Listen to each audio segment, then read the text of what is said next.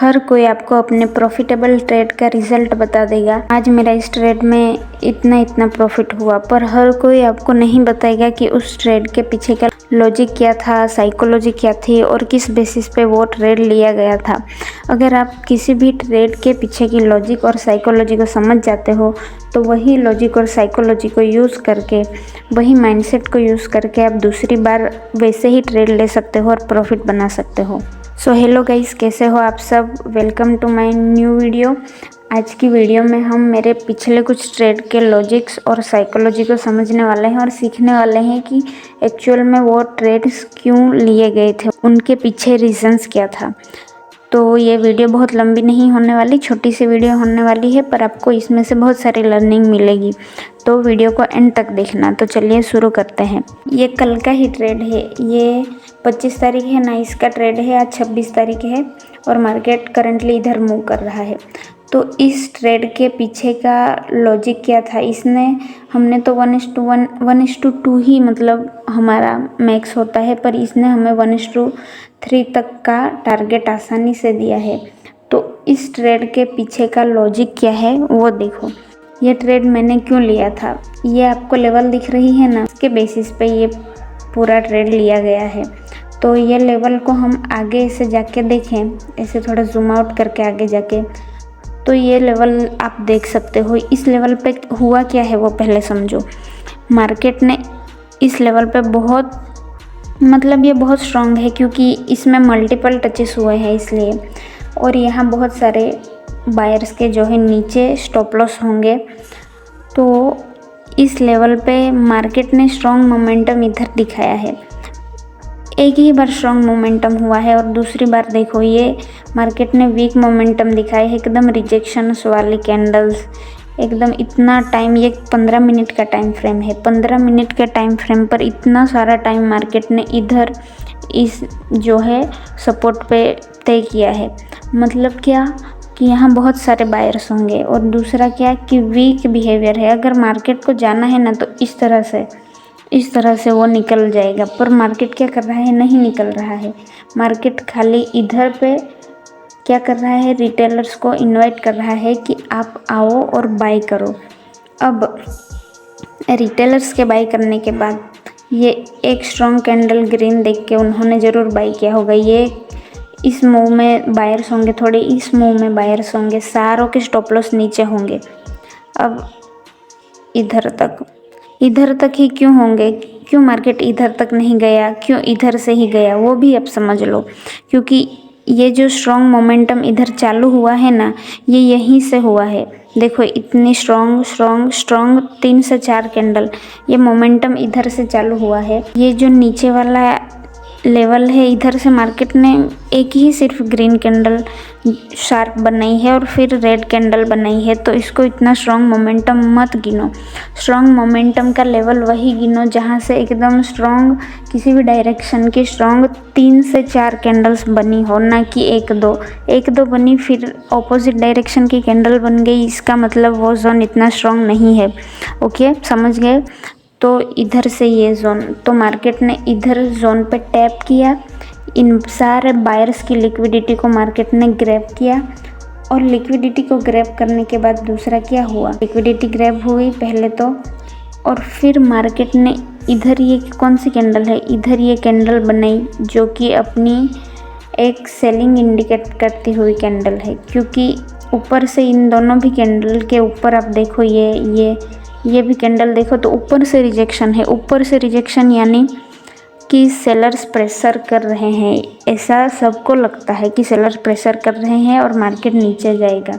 और ये इतनी बड़ी रेड कैंडल्स देख के तो 100% मतलब 99% ने सेल ही किया होगा और ये रीटेस्ट समझ के, पर ऐसा नहीं हुआ। मार्केट उन सब के स्टॉप लॉसेस लेता हुआ ऊपर चला गया। तो यही लॉजिक था ट्रेड लेने का इधर, और आसानी से हमें, और स्टॉप लॉस देखो। अब स्टॉप लॉस की बात कर लेते हैं। अब मैंने इतना बड़ा स्टॉप लॉस क्यों लगाया वो समझ लो। जहाँ भी आपकी एंट्री होती है ना, लास्ट स्विंग जो होता है, सपोर्ट रेजिस्टेंस या कुछ भी, उस तक आप लगाओ स्टॉप लॉस। अगर एकदम आप एकदम ही छोटा स्टॉप लॉस लगा दोगे ना तो इतना बड़ा मेरा मूव ये मिस हो जाता अगर मेरा स्टॉप लॉस इस कैंडल के ही नीचे होता। ये इतनी बड़ी कैंडल में मेरा स्टॉप लॉस चला ही जाता। इसलिए हमेशा लॉजिकल एसएल लगाओ, ना कि स्मॉल एसएल रखने के लिए आपने कुछ भी लगा दिया। इस तरह से मत करो। उसके अगले वाले दिन का ट्रेड देखते हैं। तो ये था वो अगले वाला दिन जिस दिन मेरा स्टॉप लॉस हिट हुआ था। अब इसमें स्टॉप लॉस तो हिट हुआ पर मेरा डायरेक्शन गलत नहीं हुआ, मेरा डायरेक्शन राइट था। जहां मार्केट ने 1:3 जितना रिवॉर्ड हमें दिया था, पर पहले स्टॉप लॉस हिट हो चुका था और it's part of the game, उसमें कोई प्रॉब्लम भी नहीं है। तो अब मेरे ट्रेड लेने का लॉजिक यहाँ क्या था? लॉजिक थी ये लेवल। अब ये ट्रेड 3 मिनट पे लिया गया है। 3 मिनट पे जाके देखते हैं, वहाँ आपको अच्छे से ज़्यादा समझ आएगा।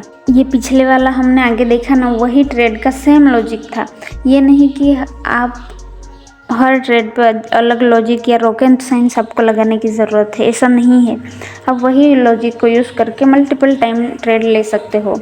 अब ये मेन जोन थी, इस जोन के बेसिस पे ही मैंने ट्रेड लिया था। तो क्या सपोर्ट और सपोर्ट और सपोर्ट, मतलब यहाँ बायर्स के स्टॉप लॉसेस होंगे। मार्केट इधर तक ही क्यों गया, मैंने पिछली वाली वीडियो में भी बताया इधर तक ही क्यों गया, क्योंकि इधर से बड़ा स्ट्रॉन्ग मूव आया था और ये स्ट्रॉन्ग जोन है। इस पे मार्केट टैप किया और हमने बाइंग का जो है ट्रेड लिया। दूसरा लॉजिक ये था कि मार्केट ने ये बड़ी सी रेड कैंडल्स बना के अपना सेलर्स को इनवाइट किया था और फिर यहाँ रीटेस्ट बता रहा था। इसलिए वही, मतलब ऐसा भी नहीं है कि हमारा एकदम सारा ही स्टॉप लॉस चला गया। ट्रेल रिवर्सल होता है ना, वो गया है, क्योंकि यहाँ मार्केट ने 1:1 तो दिया है। 1:1 आते ही आपको अपना स्टॉप लॉस जो है हाफ कर देना है। 1:1 दिया है, फिर हमारा स्टॉप लॉस हिट हुआ है पर हमारा डायरेक्शन राइट हुआ था, यानी कि हमने जो एनालिसिस किया था वो राइट था, पर मार्केट ने हमने जितना रिस्क किया उतना प्रॉफिट दिखा के फिर स्टॉप आउट कर दिया। अब ये तीसरा, मतलब उसके आगे का ट्रेड, इस ट्रेड में भी सेम लॉजिक। ये एक जोन थी, बायर्स एकदम इधर वीक थे, मार्केट ने ब्रेक डाउन दिया इस जोन का। ये बड़ी रेड कैंडल्स देख के बहुत सारे रिटेलर्स ने सेल किया। रिटेस्ट पे रेड कैंडल्स बनाई, सेलिंग हुई और मार्केट इस परफेक्ट जोन को टैप किया और मार्केट ऊपर गया। यहाँ ही क्यों टैप किया, यहाँ तक क्यों नहीं आया? क्योंकि यहाँ से स्ट्रॉन्ग मोमेंटम मार्केट में पहले देखा गया है, इसलिए यहीं से आया, यहाँ पिन मारा और फिर जो है हमें बहुत ही अच्छा 1:2.5 का टारगेट दिया और मार्केट फिर से अपना डायरेक्शन कंटिन्यू किया। अगर यही ट्रेड को हम होल्ड करते तो हमें बहुत ही बड़ा रिस्क रिवॉर्ड मिल सकता था।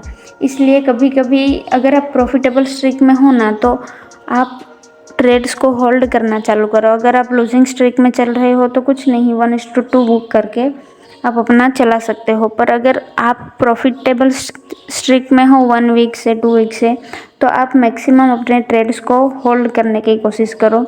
1:2 आ जाता है तो स्टॉप लॉस को एकदम एंट्री पे ट्रेल कर दो, ज़ीरो रिस्क के साथ आप उसको होल्ड करो। अब दूसरा, यहाँ हमारा ट्रेड बन रहा था पर मार्केट ने हमारी लेवल को जो है टच नहीं किया, पर टच तो नहीं किया पर डायरेक्शन हमारा क्या, डायरेक्शन हमारा राइट निकला, अप की तरफ डायरेक्शन राइट था, पर मार्केट ने हमारे लेवल को टच नहीं किया। ये होगा और दैट्स नॉर्मल।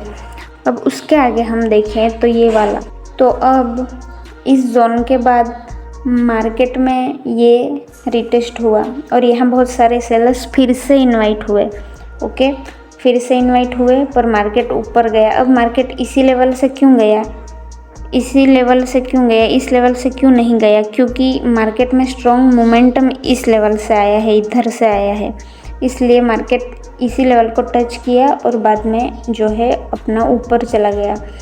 तो याद रखो कि आपको स्ट्रक्चर को और ट्रेंड को भी ध्यान में रखना है। आपको डाउन ट्रेंड में अप का ट्रेड और अप ट्रेंड में डाउन का ट्रेड नहीं लेना है।